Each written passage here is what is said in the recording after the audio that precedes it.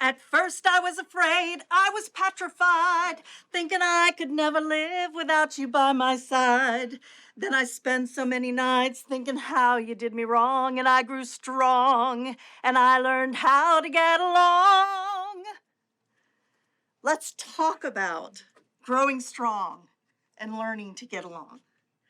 I bought into a company with 2 established partners. And we had a great partnership. Joe was the researcher and responsible for product development. Sally was the consultant and the trainer.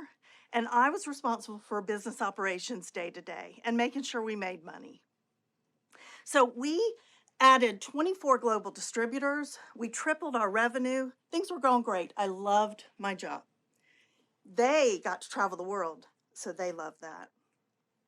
My partners were older than I was, and the succession plan was always for me to take over the company, and then they would retire. So after 10 years, I handed them a buyout proposal. My lawyer and their lawyer said, "This is a great deal. Wouldn't you love it if you could sell your business?" Well, they considered my proposal, and they barely came to the negotiation table. And they said no. Not only did they say no, but it was clear that I had to go. I was shocked. I was confused.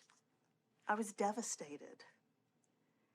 Instead of building on the momentum of 10 years of hard work with my team of 11 people, I found myself at 50 years old, starting over alone.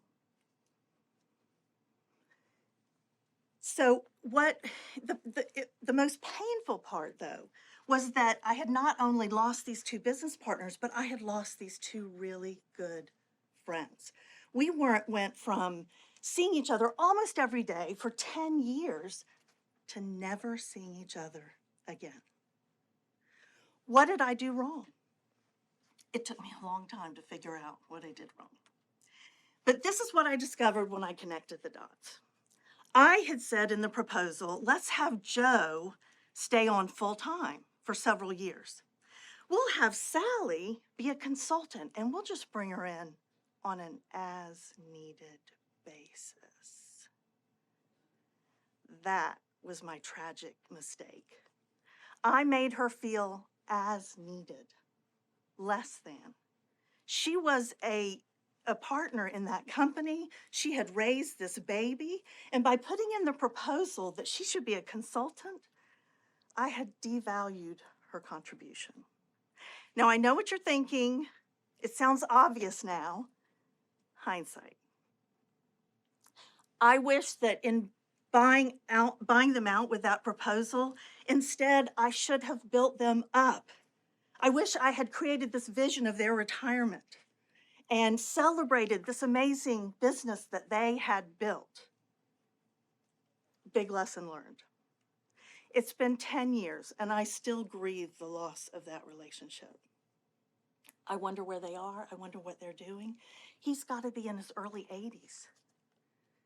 So even though they ended up buying me out, it was less about the money and the business. What I miss most has everything to do with that relationship and the team that we created. I hope that you can learn from my mistake. I did not get what I wanted, what I intended to. I failed. Now, how I started over at 50, whole other story. But I want you to know that I survived, and I actually thrived. For as long as I know how to love, I know I'll stay alive. I've got all my life to live. I've got all my love to give, and I'll survive. I will survive. Hey, hey.